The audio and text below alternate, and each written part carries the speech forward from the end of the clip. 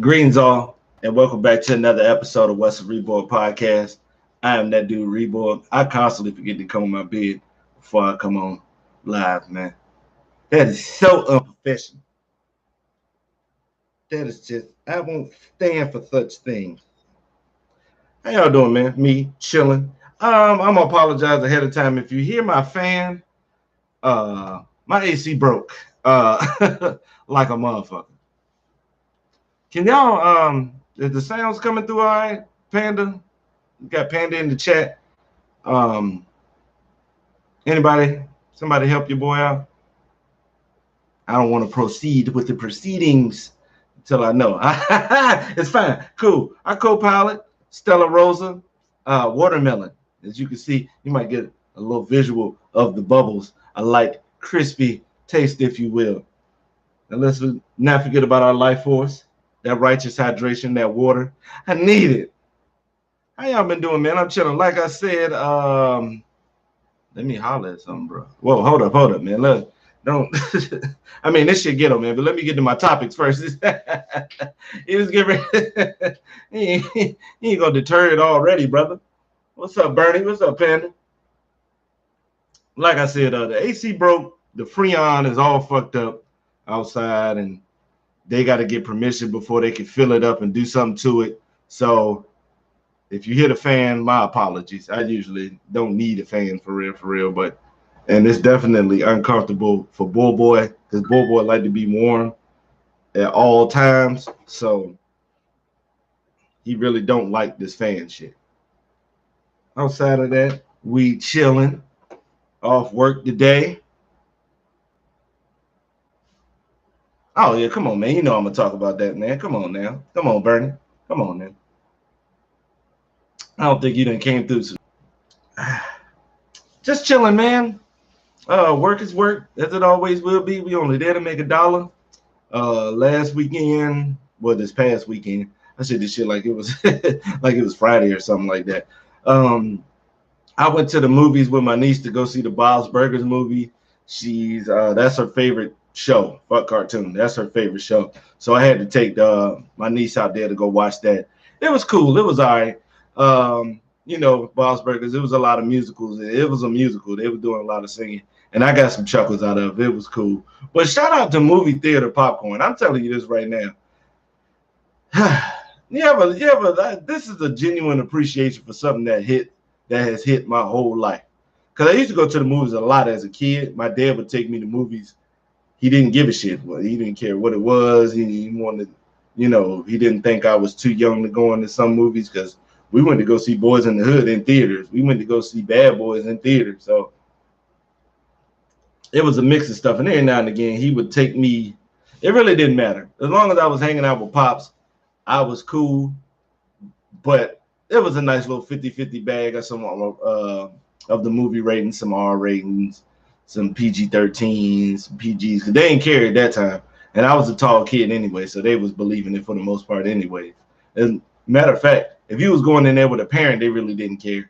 I guess they probably do now.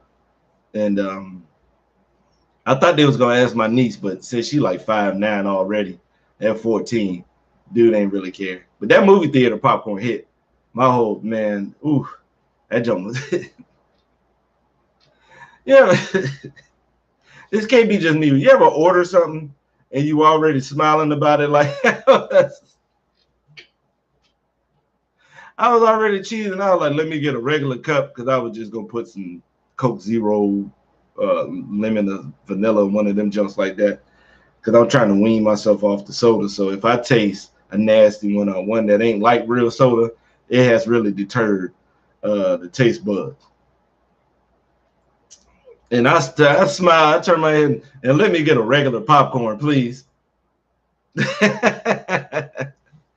that joint slapped, man. That joint was so good. I was giving my niece a side eye every time she was asking.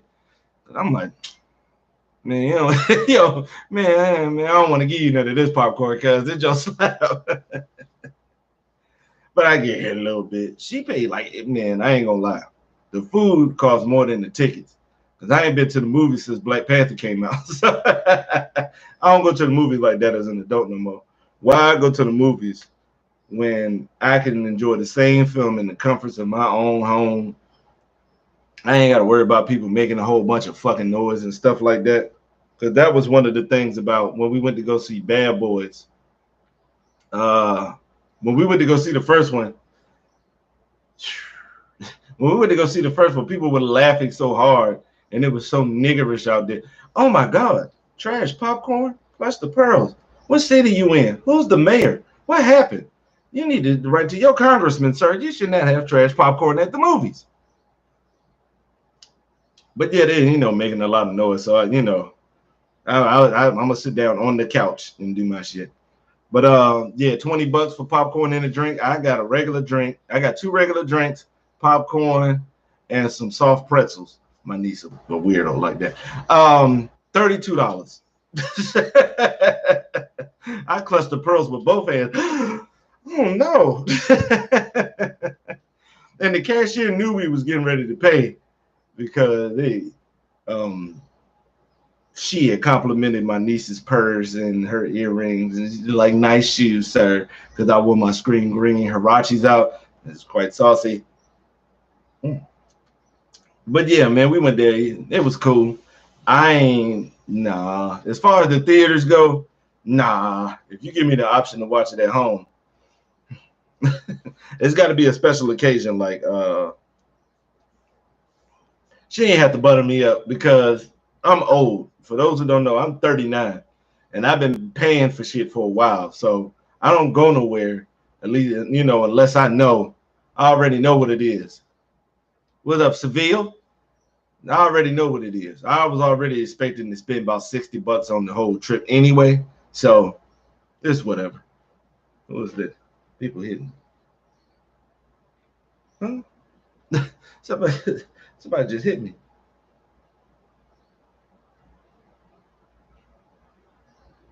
Oh, okay. Yeah, somebody gave me some. Shout out to Prince. But yeah, it was cool. Enjoyed it. Like I said, work is work. I left him on stuck the other day because last week I told him, I'm not gonna be prepping everything, man. I'm not gonna be reminding y'all. I'm not gonna be doing it, and I'm not gonna be telling nobody nothing. If y'all don't do it, that's just on y'all. My boss agreed. The server's boss agreed. Bam. And I left their ass on stuck. I did not make that spaghetti yesterday. Oh, well. And it puts me at a conundrum because I don't like for the customer to have bad food. But I'm not going to do all the work and, break my fucking back and do all that shit, just so y'all can have a good meal. I'm sorry. I'll do it when I'm assigned to. But every day, it's not going to work. All right, these other people gonna have to get involved. I'm sorry, it's gonna be some other junk, but I'm gonna try to help any way possible because the boy Anthony made some tacos. He made the ground beef for the tacos. That dude ain't sprinkled not a damn seasoning in it. Now it has nothing to do with him being white. It has more or less to do with him being lazy, and that's just what that was. And of course, I had to bring it to the square because before I took it to the kitchen I was working at, I tasted a little bit. I said, boy, man, this ain't got no seasoning in it. So, I grabbed the little 4 pans. I put some cumin and some chili powder, salt, pepper, garlic, onion powder in there. Whipped it up. Cool. I do that. That little 2-3 minute thing. I will do that. But as far as browning it in,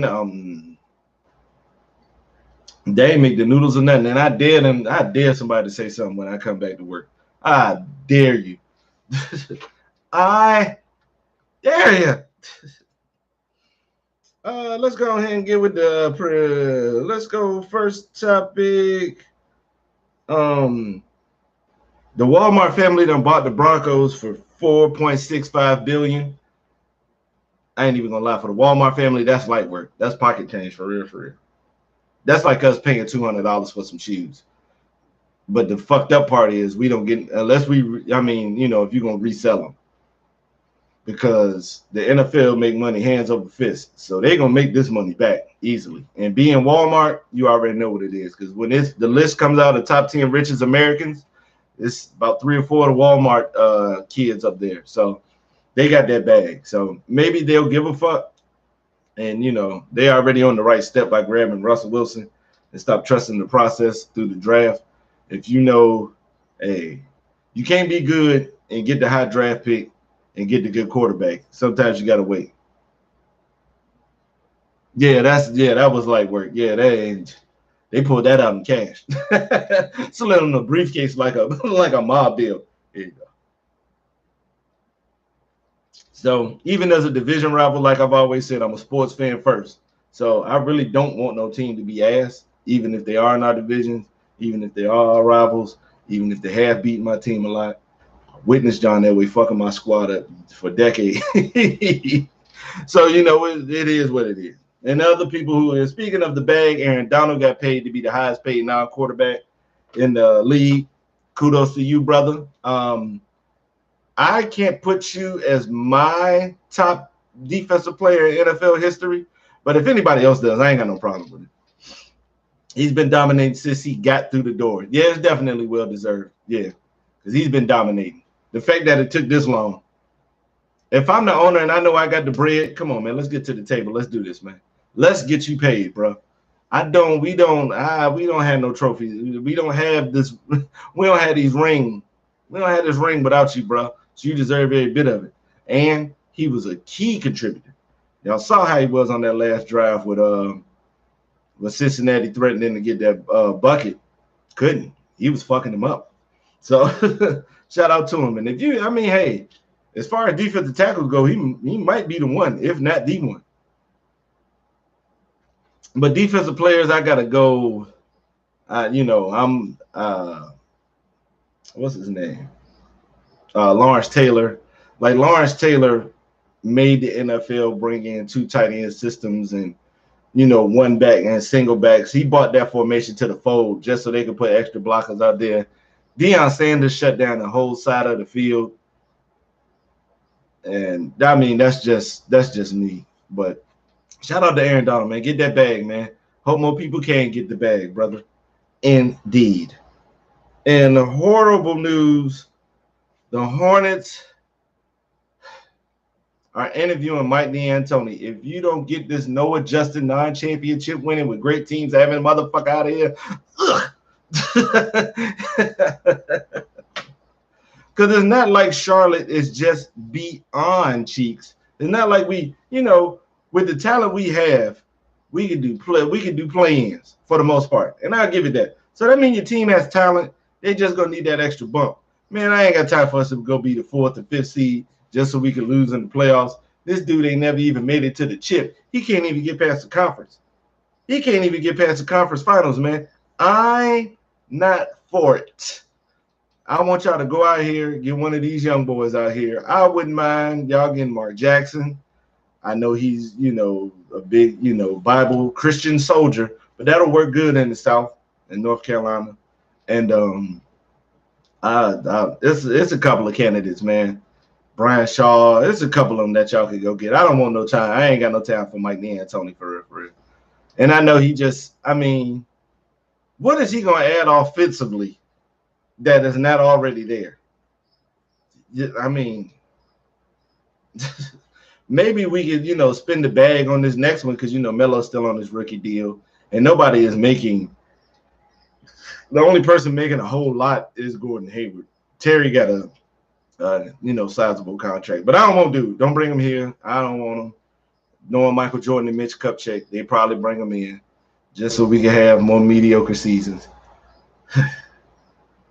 Nothing against the dude, man, but I don't want you in Charlotte, bro.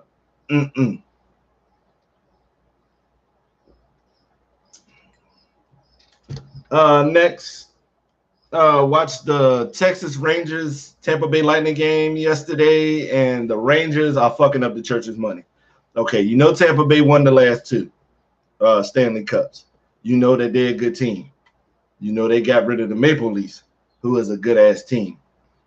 And when you have a good team like this up 2-0, because they caught the Lightning off guard. They caught the Lightning off guard by, you know, they went to Game 7. They still, what's the name of that shit? Still fresh. I mean, they still in game mode. Tampa Bay swept their last opponent, so they've been chilling for a while. So they got to get back into the groove of things, and the Rangers caught them and was leading 2-0. I'm sorry, sons of bitches done lost 2 games, and man, you can't have no team like that tying up the series, bro. It's gonna be tough money, man. Tough. Oof. Yeah, because if y'all fumble the bag on this one, and on the other side, the Avalanche swept the Oilers. They let them young boys know y'all ain't ready. Connor McDavid, you may be the best player in the league, but you Michael Jordan without a Scottie Pippen right now. Y'all ain't ready. Because one thing with hockey is when you might catch a hot goalie and he stops stops a lot of goals in the first 2 periods, and the team gets discouraged and don't want to shoot, and they're not as aggressive as they usually are. And that's kind of what happened to Calgary. Once that Oilers got a couple of stops, Calgary kind of got out of their groove. Colorado don't give a shit. They said, we know y'all defense is cheeks. We know y'all goalies is ass too. Attack! So they never let up, and they swept them boys. So if it's Tampa Bay, Colorado in the finals, yes, that is going to be something to watch for. And while speaking about the playoffs, let's go on ahead and talk about the NBA Finals. Game 1, I want to say that was kind of like the Rangers thing. They caught the Warriors off guard, and look, when Boston winning, it's 2 things that's just automatically that has happened. They're moving the ball and playing offense and rotating, and they're playing solid defense. And that's what they did. That's how they went out there in that 4th quarter and took the life out of the crowd and took the life out of Golden State. Who was it? White, Horford, and Smart had a dub. So that's tough money. There's very, very, very few can beat them when they're on that type of time. And Tatum showed his value by being a playmaker and orchestrating. I don't have to get 30, but if I can get my points replaced by other players and then some, because that's 60 points from them 3. So that's a lot. So I mean, you know what I'm saying? So you don't need to do as much, and you just be the setup man. Game 2, the Warriors said, damn all that. They played stronger defense. More players got their shit together. Draymond didn't shoot as much. His antics are kind of corny at this point. I ain't even gonna lie, man. Okay, Draymond, we get it. Every time something done, this dude do podcasts after everything. He talking about I should have made first team all defense. You're a good defender, very good defender, but you're not like altering the game in and game out like that. Yeah, that's what I was getting ready to get to, Bernie. In game 2, Tatum and Brown went to their old ways. That's the problem. That's the only thing that keeps me from fully buying into Boston, not just in this finals or nothing like that. No, because they have the talent. But going forward, they could start a dynasty if they listen to the coach. Every time and when they fucking up, you can see it, and you can see the frustration on Udoka's face. Why are y'all doing this? Just move the ball around. You will get it back. They're looking to give you the ball because you are the scorers, man. It's not a problem. They've been doing this since forever. Just you gonna get the ball back, man. Just dish it. Move around. Follow a screen. Set a pick. Get somebody else open. Guess what? If I set a pick and Smart comes down, he's open for the 3. Those 2 clash on him. Bam, I got open. Yeah, but unlike Doc Rivers, Udoka knows how to adjust and knows how to go with what's winning. Doc, I'm going to be honest. When it came to them top 75 coaches, I don't think Playboy should have made the list. I ain't even going to cap on y'all, bro. I ain't even going to go on Doc right now. I'm going to just stick with the C's. Y'all got to let go of the hero ball, man. You don't need it. Just playing your regular offense, you can get that done.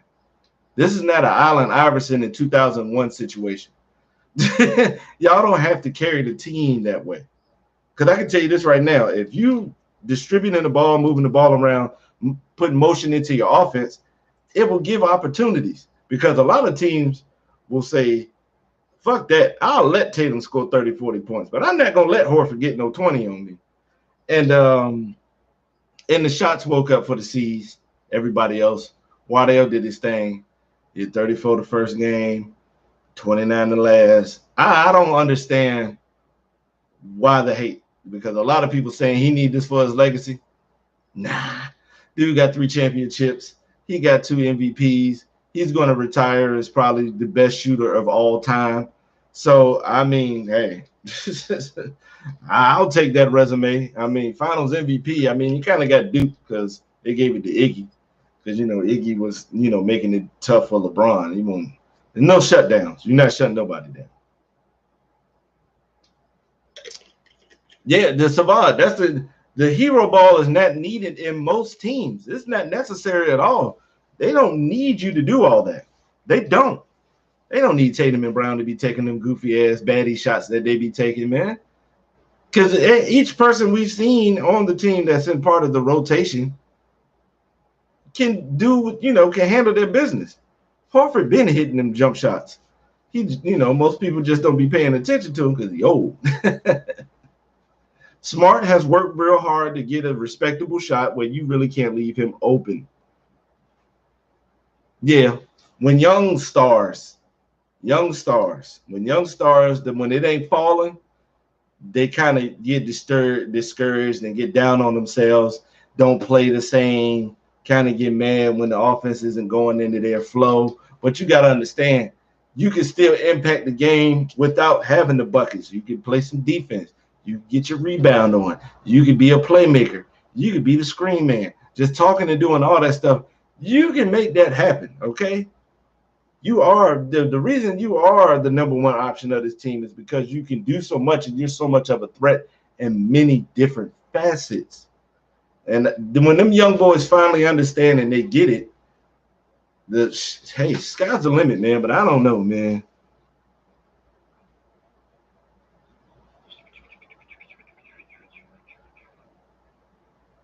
Yeah, and that's the difference, Bernie. That is very much the difference. When if you watching Golden State and you see players moving off ball, you in trouble because they're gonna create a mismatch. They're gonna create an open shot. They're going to create offense, which is what the motion offense does. Curry know what he's doing. I'm sorry, a lot of people don't want to give him his credit. I have to give him his credit. When they're listening, which they're getting it together with that.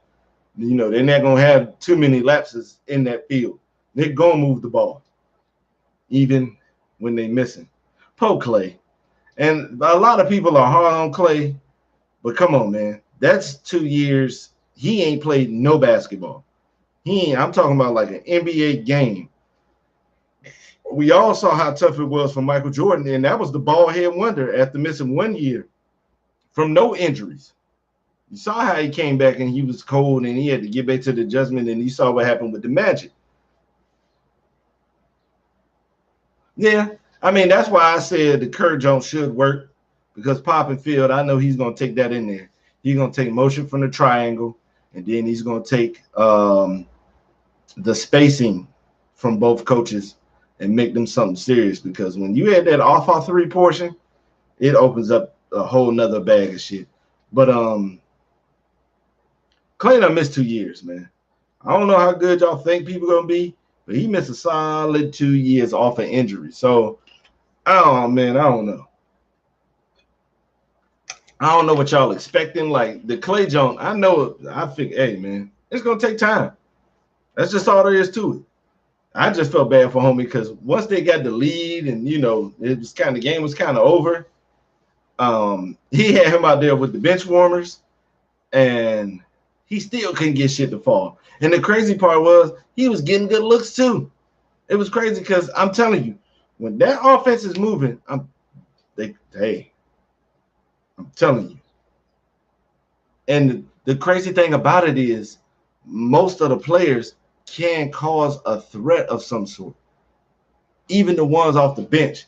You bring Bielitsa on the court, it takes Horford, Williams, the bigs away from the basket so you can get your drive opportunities. You can hit pick and pops with Bielitsa because he can't hit a jump shot.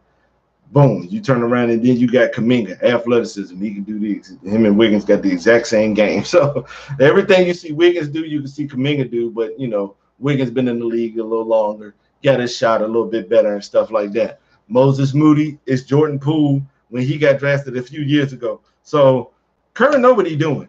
And shout out to the owner for saying, I'm going to pay this luxury tax as long as we win it. Because we winning.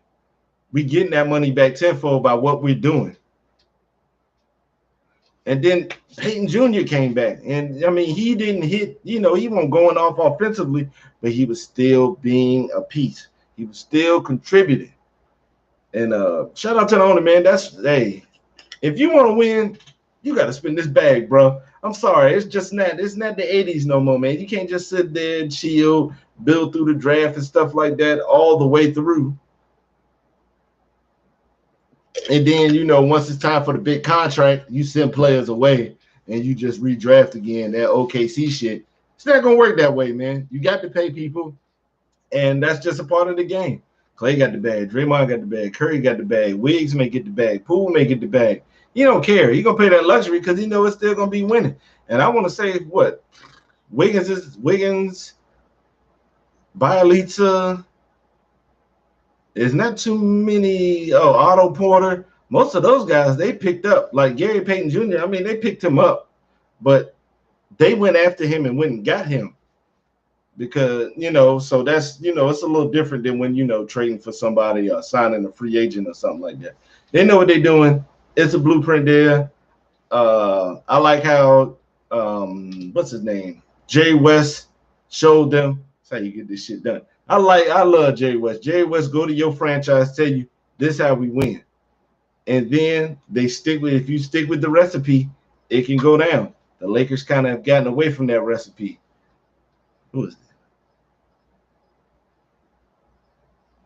Oh, yeah. You gotta get that bag up, brother. Got to give that bag up. Well, the Angels, speaking of baseball, the Angels manager got fired. Who gives a shit?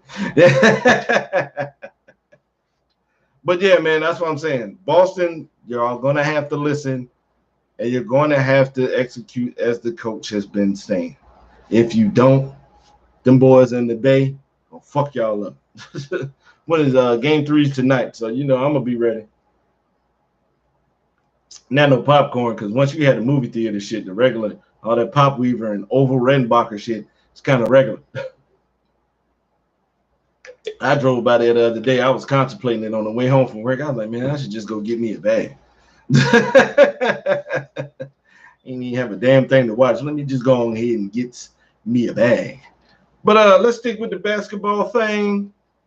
Yeah, I got $20 for that popcorn, man. That's why we work. We work so we can get what we want and not have to worry about nothing else. Next, we have the I Believe second team. For those who missed last week's show, this is a list. This is a team of players that I believed in that did not carry it out. And, you know, they sold me as a fan. I put faith. I thought these guys was going to be multi-all-stars, you know, real good players, you know, real big contributors. They didn't. Last week's team was Brandon Jennings, Tyreek Evans, Rudy Gay. I almost forgot my power forward. Jahlil Okafor. And damn, I forget the power forward. I'm tripping. Oh, well. So now we I really can't remember. Oh, Mike Beasley. Yeah. And when I asked a couple of other people, well, Savage, you put him on your own team. You know what I'm saying? Or you could, you know, let me discuss these individuals after my team. All right. No, first point guard, Tony Bolton. I will tell y'all this right now about me. I'm a sucker for a Seattle bucket getter. I don't give a shit. I fuck with all of them. I like Kevin Porter Jr. Jamal Crawford is one of my top 5 players of all time. Jamal Crawford started it. Brandon Roy, Martell Webster. I thought Spencer Hawes was all right. Even now with Kevin Porter Jr., Zach LaVine, Paulo Banchero. Now, I ain't believing all of them, but I fuck with them. But Tony Woden, I believe, because it was damn near impossible to keep him from getting to that basket. Damn near impossible. He had crazy. Yeah, Tony Woden Jr., man, went to Philly, played at Washington. He was there for the process. But I just watched him hoop because not only could he also get to the cup, he had a good passing game, but that jump shot was ass. And that is the main reason I think he's playing in the Israeli league now. You know what? I'm going to tell you this, Savard. I'm going to wait till it's done. Next player we have fucking Kelly Oubre. Fucking Kelly Oubre. Kelly Oubre is this generation's Rudy Gay for me. I went to the EYBL back in 2013, and I saw a lot of players, man. I saw Jahlil Okafor. He didn't play, but I saw a giant human being. He was the size of a door. He was just a big motherfucker. It was one of the biggest people I had ever seen in my life. I said, God damn. But I saw a lot of players in that one, man. I saw Kelly Oubre, who also played on the AAU team. Who else was up there? Justice Winslow and Justin Jackson. They both still in the matter of fact, all three of them are still in the league. But I watched them out hoop. I said, damn, this handsome motherfucker can ball, man. He out there hooping. Another player I saw ball out there, but I ain't believe in because he went to Kansas. Cliff Alexander. I watched Cliff Alexander dunk Thon Maker into the basket. I definitely saw that. That was unfair. I'm trying to think of somebody else I saw. It's in the 2014 class. Tyus Jones. I saw Tyus Jones. Tyus Jones was good. Yeah. Yeah. He could hoop. He was the consummate point guard then. But Kelly Oubre, man, basketball wise, what didn't he have? Wingspan, athleticism, could hey, pretty jump shot, could get you a bucket. But once he went to Kansas, I kind of, I was like, oh boy. And I'm gonna explain my thing about Kansas afterwards. But when he got to the league, and here it is, year 6, and he still ain't starting or really contributing. I mean, he playing out. I mean, he had 39 in one game for Charlotte, and then turn around, I think he had like 8 the next. So I'm not going to stick with that one. He's going to make me upset. At the center position, we have Enes Kanter. I watched Enes Kanter in the Hoop Summit. And he had the then record of 34 points. He had beat Dirk because Dirk had the record for most points in a Hoop Summit game, which I also saw. That was amazing. I'm telling you right now. I think you can catch that game on YouTube. But it's got a couple of like little documentaries about it, like little 20, 30-minute jumps. Dirt was crazy, bro. Like after watching him, I was following. But Enes Kanter had the same thing. He dropped 34 points, and he had did it in all types of ways. He was hitting them in the post, bam, in the jump hooks, bam, bully ball, mid-range, jump shot, crisp. But when he went to Kentucky, and he didn't get to play, I was kind of weary. But then after he got drafted, I thought, he's going to get it. Nah, the league got past him, and he had the same thing that Jahlil Okafor had. The league don't give a fuck about no post scorer like that if you can't hit no three. So shout out to him, bro. Next, my small forward, Darius Miles. Oh, man. Darius Miles, man. I watched that McDonald's All-American game in 2000 and came away wild because he was taking the ball off the rebound at 6'9" and going the whole court. Bang! He did it about 3 or 4 times. He was killing them. Like his athleticism was above everybody else's that was on the court. And there was some NBA players on that court too. Chris Duhon, I'll beat your ass, Zach Randolph, Jared Jeffries. It might have been Deshaun Stevenson. So it was a decent class. And Deshaun Stevenson was an athlete. So for him and a couple of the point guards not to be able to keep up with Darius Miles, For those of you who remember when Giannis first came in the league and y'all saw how he was getting from foul line to foul line in like 3 or 4 dribbles, that's what Darius Miles was doing. But he went to purgatory. He went to the Clippers. And that is that. I ain't going to go no further on that. That ain't going to, I'm not going to get upset. At last, our power forward, rest in peace, Eddie Griffin. Matter of fact, that same class. Eddie Griffin, 6'10", 220 out of high school, had a sweet jump shot, could hit it out all from the 3, had athleticism, and had the blocking ability of a center. Because I want to say he averaged like 4 blocks at his 1 year at Seton Hall. But fortunately, his demons got the best of him, man, and he passed later on. I'm not going to dive too deep into that because that one was, that one kind of hurt. But, I believe definitely. And, since we on the I believe shit, and that's a part of the fold because that's my shit, we definitely will probably do a third team, most definitely. Because I asked a couple of people. Michael Beasley name came up a lot when I was asking a lot of people. Michael Beasley name came up a lot. And it's understandable. Thus, by far. Now, what you say, MCW survived? Man, he play at Syracuse, man. I don't trust no Syracuse players outside Carmelo, bro. None outside Carmelo. Because I already knew Carmelo had a pro game. So I knew that weak-ass 2-3 zone and Bud and Jim Boeheim with his weak-ass sets. I knew that wasn't going to fuck him up. So I knew he was going to be all right. I thought MCW was cool. But I knew that Syracuse shit would go on saying. I got the same thing about Kansas. If you are a top recruit and you got one and done aspirations, if your name ain't Joel Embiid, get the fuck away from Kansas. Because I saw Kansas ruin a bunch of careers. And it's not that Bill Self isn't a good coach. He's just not a good coach for the one and done system. When you get to Kansas, you're going to have to defer to whoever the upperclassman is.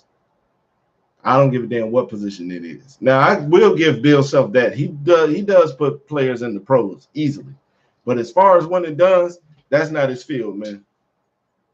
Like a dude who built a 3-point shooter in 2K and can't hit none of them. That ain't your build, bro. You just can't do it. I mean, if you need to go through the list. I mean, Waves was cool. And B, but outside of that, Thomas Robinson, Kelly Oubre, Josh Shelby, Cliff Alexander, what was his name? Silvio D'Souza. There's a bunch. They got a bunch of names over there, man. If you gonna defer. What else we had? Oh yeah, I've been let Kelly Oubre go, man. After what he did at Phoenix, I've been done. Before Phoenix, when he didn't take over that small forward spot at Washington, because not only is he skill-wise better than Otto Porter got hurt too. So the position was there for him to take, and he never took it. And he's still sitting on the bench when your skill says you should be further. Ugh. Joakim Noah, I ain't gonna lie. Ain't no problem with believing in Joakim Noah. He was what he was supposed to be, a post player. He ended up getting defensive player of the year. He was stalwart on a team that, could have did some great things in the league if Rose didn't get hurt. And let's be honest, if you think about it, let's take a second to think. Noah was having a bigger defensive impact than Draymond.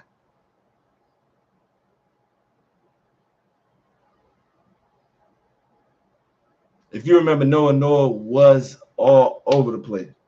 Noah was picking the pockets of guards. He was defending at the rim, even though he was an undersized center. Now, that jump shot was ass. But for some reason, he would hit the motherfucker every now and again. And he wasn't that ass of a three-point shooter, too. So, I mean, a free throw shooter. I'm sorry. So it was like, I ain't had no problem with believing in Noah. You got exactly what you was going to get. I'm going to say an all-star 2, defensive player of the year, key contributor on a winning squad. Hey, what more could you ask for? Especially for a dude who came out of his class in like the 90s. Like he was like 95th in the class and stuff like that.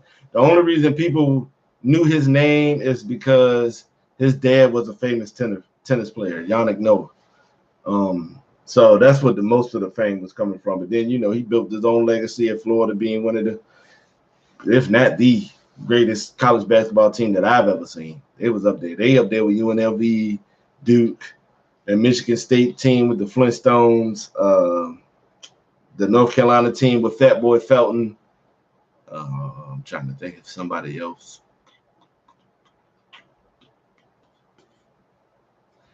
I can't think of nobody else. But they definitely up there.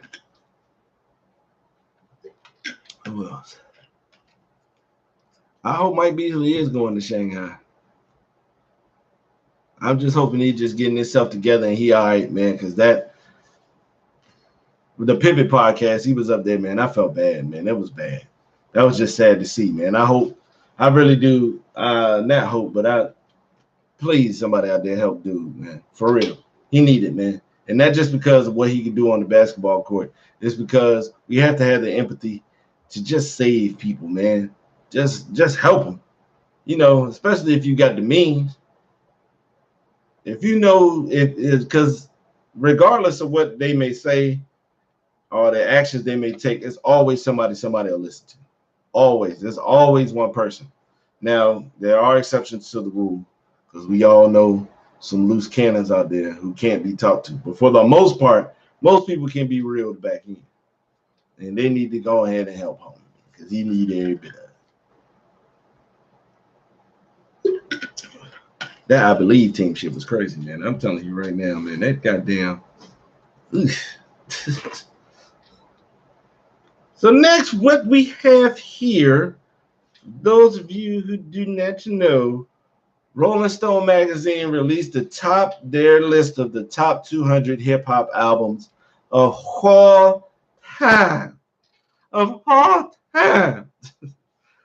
And one thing I will have to say, and I got to get this disclaimer out of the way. This is Rolling Stone's list, okay? This is what they feel. You're not supposed to agree. Number one, you don't work there. Number two, you're not this person. I guarantee you, if I asked all y'all, what's your favorite hip hop album? Maybe somebody will have the same. Maybe one or two people right now. I know y'all not gonna have the same shit I got. So I know that for certain. So number one, they had Big's Ready to Die. And number one, this lets me know this person is in the 45 to 55 age range, like my sister. Because my sister is she's a huge Biggie fan. Like they had like a Biggie day out here a couple weeks ago. She went to that with no hesitation. She constantly says, I miss Biggie. Some of these rappers don't hold a candle to him lyrically, and it's understandable. So, but as far as the Apa Uno, for me, nah. For me, it falls into like the 15 to 20 range for me personally, because it's a hell of an album. And it does touch a lot of different, it definitely touches a lot of different bases because if you actually listen to it. But I can't give it to one. Number two was Stankonia.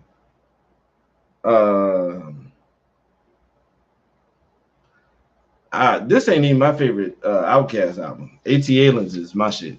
That was my favorite. And then Aquemini. So, but I'm going to assume they made this list because this is when most of the country started catching up to Outkast. For real. Because they had some hits and they, sold some albums. But they weren't a household name yet. With Miss Jackson and Bombs Over Baghdad, which were on Stankonia, and So Fresh So Clean, you kind of understand why somebody would have it up there. Because this is the one that reached, the mainstream for real. And the year 2000 when hip-hop was becoming the top genre in the game, I could definitely understand. And that number two, because I already told y'all, I'll take two albums before that. And Big Boy's Speaker Box, because The Love Below ain't no rap album.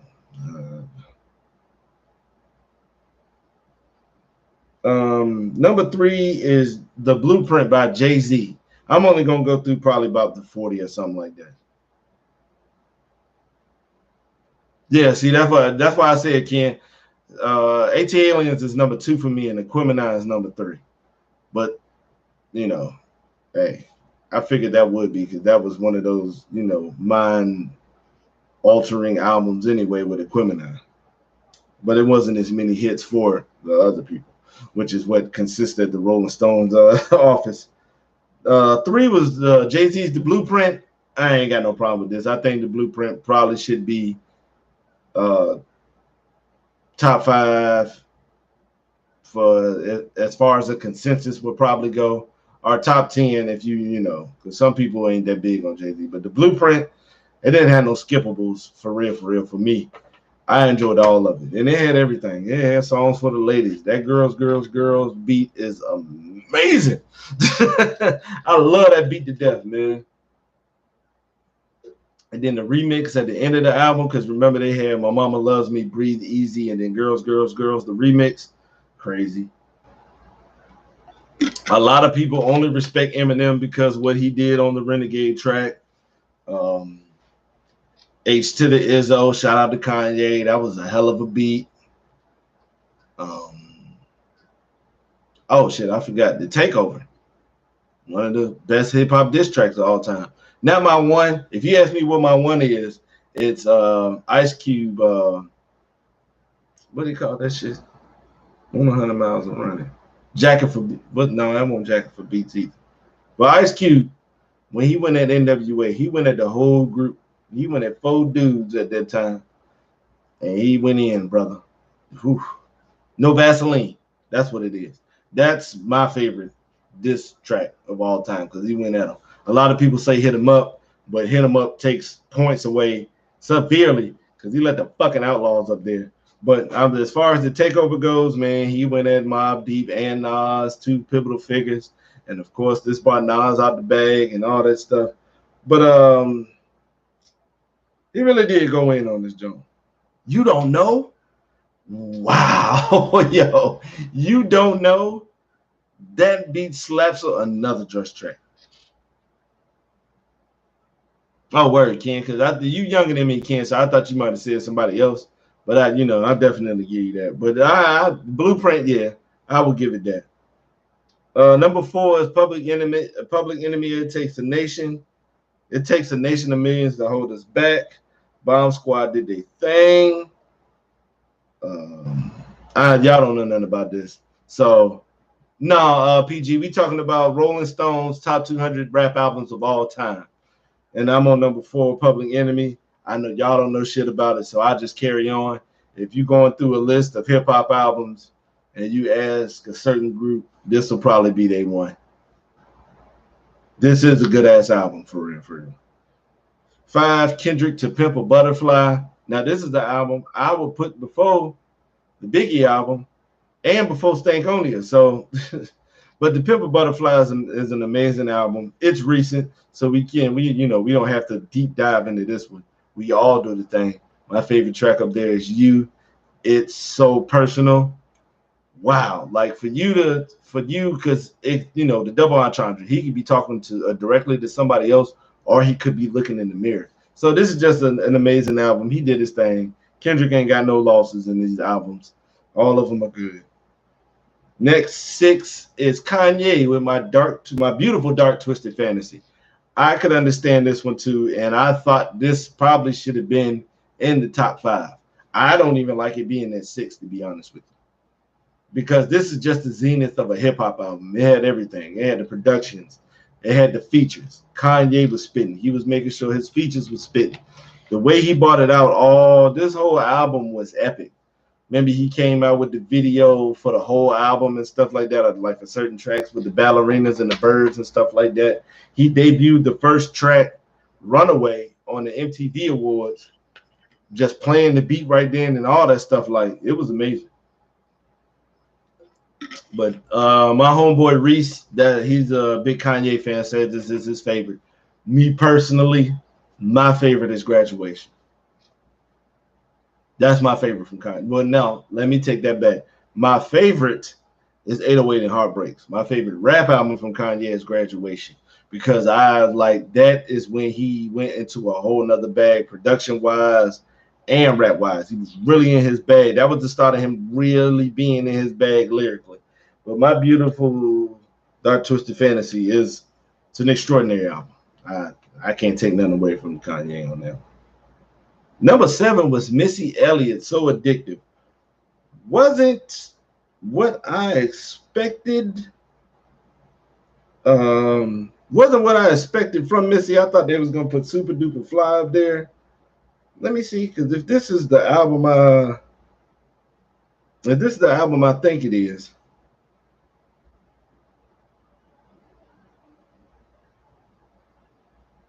This ain't the album I think it is. No, man, this ain't it. This is kind of like the Stankonia album.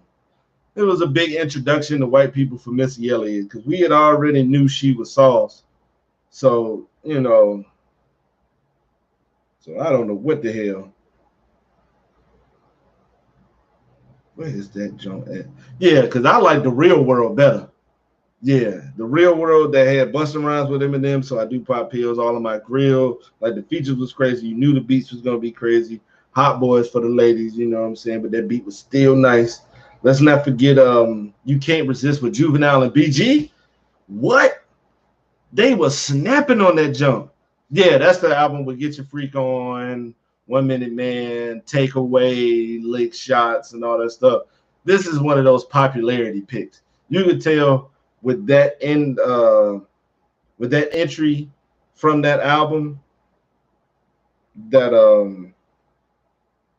you could tell from the entry with that album that was the one where they just got introduced to Missy. That's when they first really just sat down and started actually listening to her for real.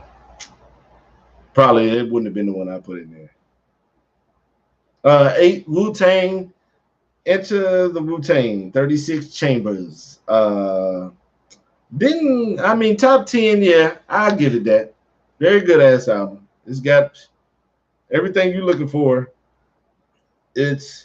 You would think it would be difficult to have all them damn artists have different points of the album where they stand out, but they definitely do. My favorite up there is Wu-Tang Clan, Ain't Nothing to Fuck With. That beat is enough. That beat in that chorus is just enough. Because if you want beef, then bring the ruckus. Because Wu-Tang Clan ain't nothing to fuck with. Number 9, we have Tribe Called Quest with the Lower End Theory. This was the album that kind of like blew them up because Instinctive Travels was just a good album, but it wasn't as popular. And with the jazz infusion of the Lower End Theory, they showed that adding jazz to hip hop wasn't just going to be a niche thing or something that was just going to be here and then gone. They made it something that could be used from then on out. And because if you can see a track that comes straight to mind is like Golden Lady by Bodie James. That's a jazz sample. That's crazy. So it just shows you how long it carried over, and they started it and kicked the door in with it. So I ain't got no problem with them at 9. This was the crazy thing about the list, is that you could tell some of them was based on sales, influence, skills, how it was put together, production. You could tell instead of them using all of it to encompass the whole list, you could just, because Biggie Jones is just influence and impact. He instantly became the king of New York with one album. New York hip hop just gave it to him. Fuck everybody else. You got to remember, Nas and Wu had already been out and shit like that. Mobb Deep too. But for him to come out and the consensus in New York was, this is our king.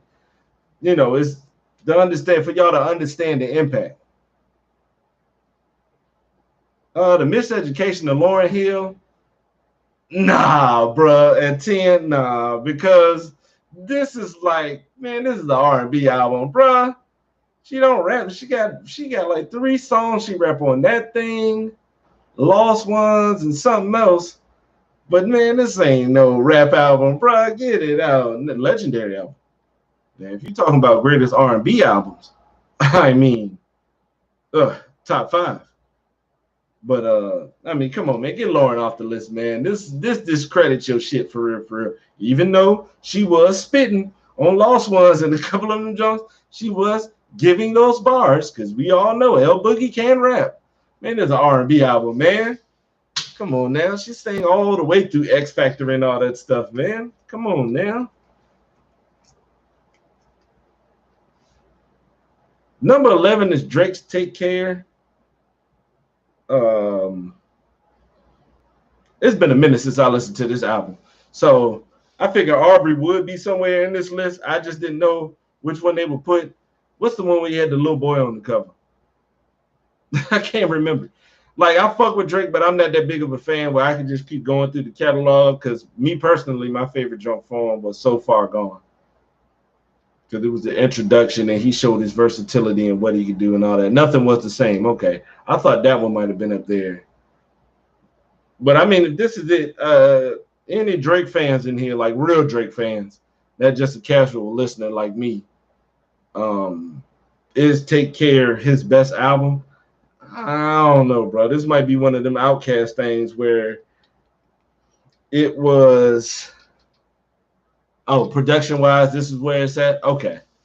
But I would have to re-listen to it because it's been a while since I have. So I don't know where it's supposed to be at on the list, but I figured Aubrey would be somewhere. So that's where that is. Number 12 is Eclipse with Lord Willing. A good album. I will give you that. But as we go further down this list and you see what it has surpassed, now production-wise, yes, I will give you that because Pharrell do his thing.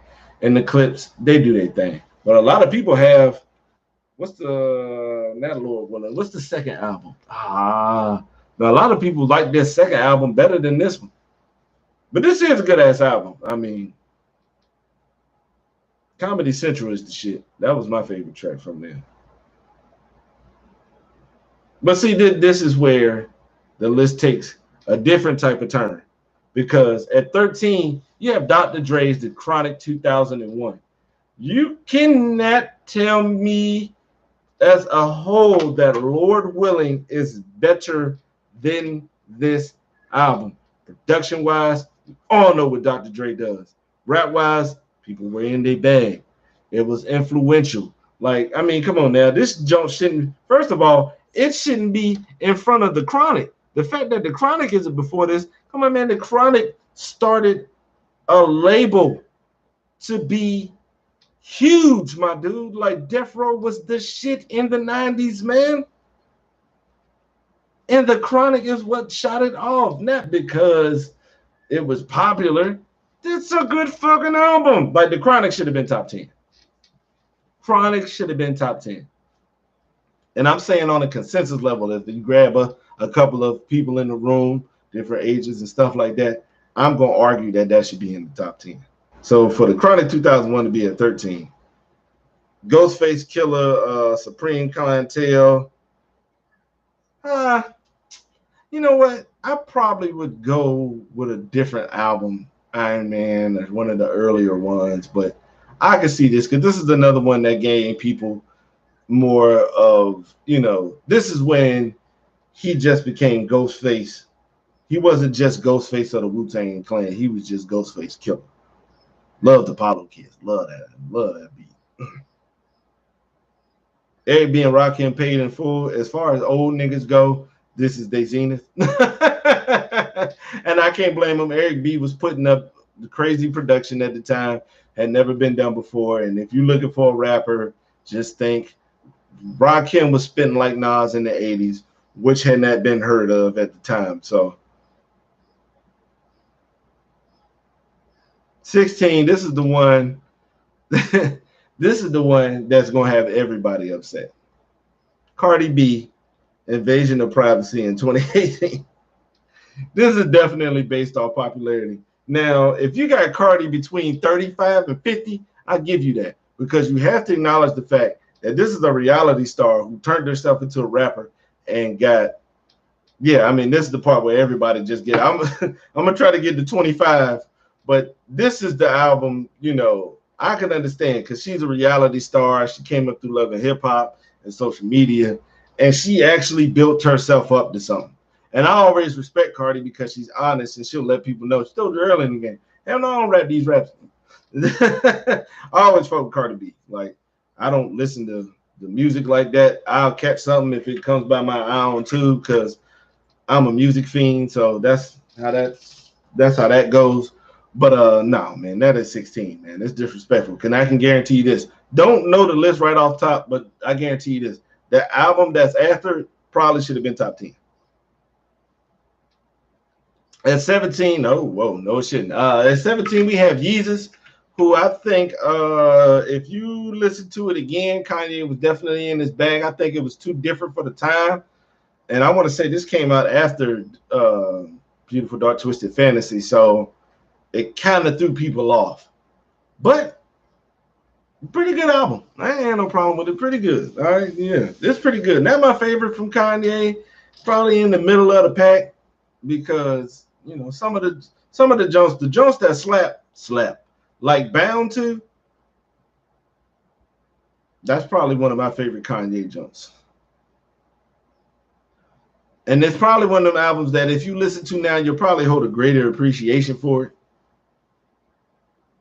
And this right here is probably by far what I feel is the most disrespectful thing on this whole list. Number 18, Mad Villain, Mad Villainy.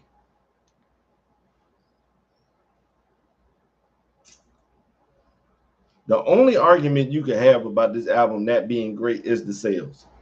Outside of everything else, it fits. This album, I'm sorry. I apologize to fans of these artists, but the Cardi B album, Take Care, Lord Willing, Stankonia, it's better than probably about 15 of the 17 albums that's before it. This is probably my favorite rap album of all time. It's definitely up there. If I got a top 5, it's already cemented. But Mad Villainy, come on, man. From the production, which hadn't been done, it took soul beats and flipped it and turned it and flipped it on his head upside down, and it was just that crazy. Lyrically, you can't be fucked with because MF Doom can't be fucked with. MF Doom is one of those rappers where if you biting him, everybody automatically knows, and they automatically dismiss you because we know that's a style that's only befitting to one individual. And the album cover is amazing. That's one thing I don't think they did incorporate. I think a good album cover can really help. And it's an amazing album cover. I'm telling you right now, when I move into this house, when this market stop being so trash, I got a bunch of, man, I'm going to flood a whole wall with albums. Not like Sean C. No. We talking poster-wise. Big-ass shits. 19, Little Kim Hardcore. She ain't write the lyrics. She should not be this goddamn high. I ain't even going no further than that. 20 is Future with Dirty Sprite 2. I will give him this. Matter of fact, I will say this probably should have been in front of Take Care, to be honest with you. As far as impact goes, Future's impact can't be argued at this time. Because you got to remember, he was on the road. So, Fuck Up Some Commas was the lead single. And I thought it was fuck up some covers. Fuck up some covers, girl. Fuck up some covers. 21 is Wayne with The Drought 3. I can't argue this, and I think it should definitely be higher. I think a Wayne album should be in the top 10 if you're going to go with best rap albums of all time, because Wayne had the game in the chokehold at the time between mixtapes and albums, where he was strangling the shit out of that. Because this is the Upgrade You freestyle, where he took Beyonce shit and killed it. I'm pretty sure it's a lot of people who haven't listened to Upgrade You in a while, but have listened to that. And that just dudes the ladies too. 22. DMX. It's Dark as Hell is Hot. If this is 22, this album is better than 14 of these albums up here. All right. And for the 21 albums that's in front of it, man, it's, come on, man. Boom, boom, boom. Open the doors. ATF. It's too late to send my daughter down there to say he left. Stop Being Greedy. Damien. Get At Me, Dog. This is probably one of the grimiest, dirtiest gangster albums that my ears have ever encountered. And with his presence and his energy that he put on this album, man, you just sitting back and in awe. You know, this album is the equivalent to, if you could put it into a movie, Mad Max Fury Road. You remember how violent and how loud and how bloody the Mad Max was? That's his album. That's the soundtrack. I think y'all kind of disrespected X on that one. I ain't gonna lie. UGK riding dirty at 23. I give him that. I give him that. I think in the 15 to 25 range, I give UGK that because there ain't nobody like the pimp, and Bun be doing this thing too. Because won't this front to back? No, but this one did have murder up there. Diamonds and Woods. That was nice. 24, we got Nas Illmatic. I'm gonna tell you right now. I hope the Rolling Stone offices aren't in New York because Illmatic at 24, yeah, they'll burn that bitch down for sure. Because lyrically, he was amazing. Production-wise, he was getting the best from everybody. Look, this is crazy that an artist on his first album got this type of production because it's one of those albums that isn't, I don't have a skippable up there for me personally. I can just put it the whole way through. And because it's not that many tracks, it never gets to the point where you be like, all right, man. All right, next track. Oh, all right, man. I had enough of this album. Nope. You just sit down. This shit is like a podcast album. You sit down, you put it in the background, you ain't got to touch a damn thing. And I'm gonna tell you this right now, which is crazy. Because how could you have Ready to Die at number 1, but this at 24? That's just weird. And 25, the Marshall Mathers LP. Okay, hold up. Let me check something right quick.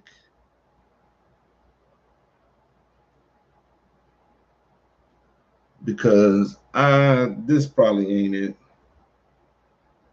This is another album they putting up there due to the popularity of it. Eminem was already a big artist with the, what was it? The Slim Shady LP was the first one.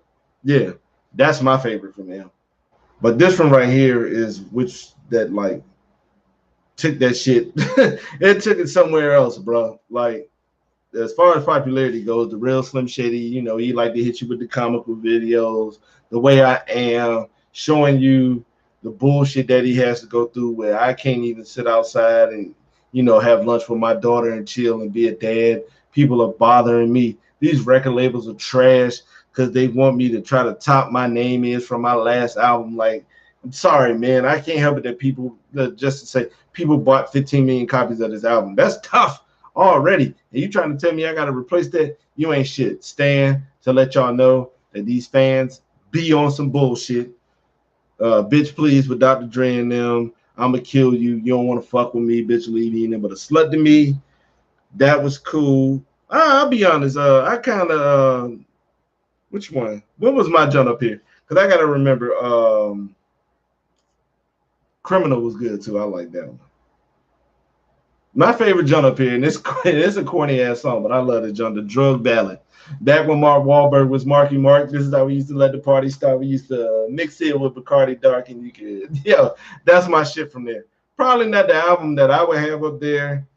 And if we talking about M, to say 25, man, I don't know, bro. As far as popularity goes, and I can't really, it's hard to put Eminem in the influential category because it's hard to do what he does. Yeah, it's white rappers out there.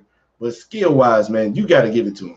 I don't give a shit. And you're not going to use that excuse. He don't be talking about nothing because it'd be artists out here who don't be talking about nothing. I'm not going to use no names because people like to argue about silly shit. Because, you know what I'm saying? Like, don't sit there. It is not, I'm telling you right now, every artist, even your favorite, got a bullshit line. If you were on the game long enough, you will definitely see it. So I don't want to keep hearing that shit. That motherfucker can rap. Plain and simple. I've enjoyed it. And when people say, man, he ain't bumping this shit in the hood like that, that's just a personal issue with you. That has nothing to do with the album.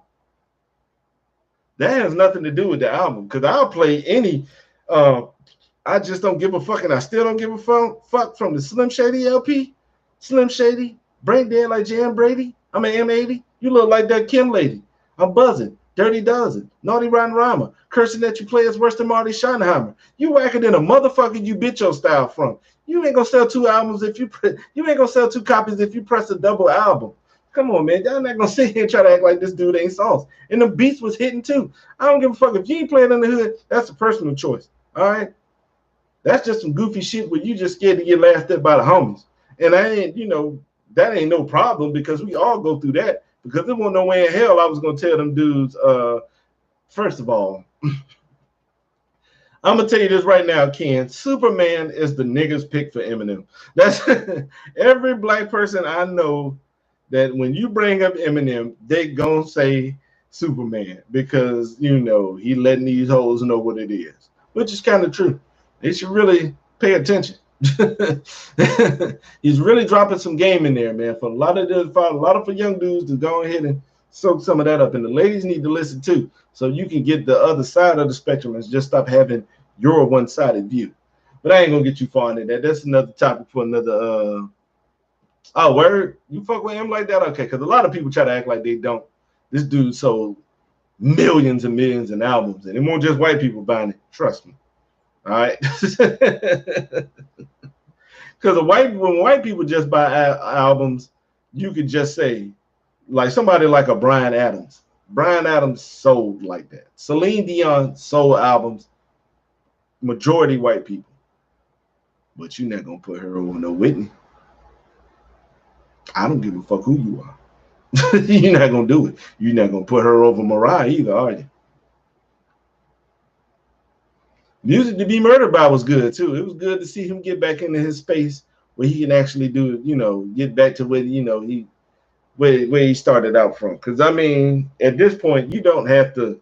We already know, man. Y'all ain't living most of these lyrics.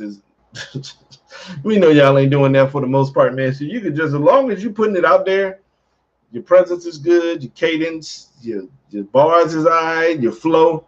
They'll let all that stuff pass, man. It don't matter. But that's the list. Appreciate y'all being out there. Y'all let me know in the comment section, DMs, texts, group chats, whatever. If y'all want me to go through more of the list,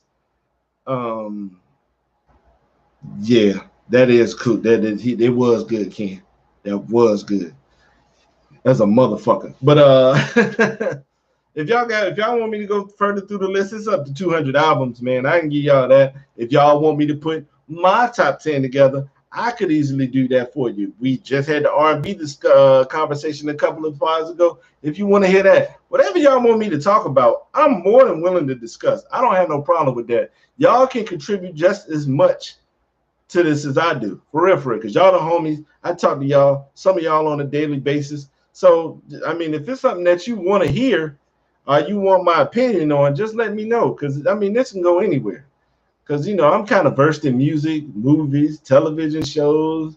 We can do stand-up specials. We can do action video games, fighting games, any of that, man. I'm willing to dabble into any topic, man. And if y'all can lead the, if you want something specifically talked about, I'm more than willing to make that happen.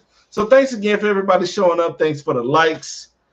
Make sure you like, comment, subscribe. I'm going to be back next Wednesday with another episode. Maybe we'll do an I Believe football team. Something for y'all to think about. Ponder, if you will. But y'all be easy, be you, because that's all you can be, man. I appreciate y'all. Thank you.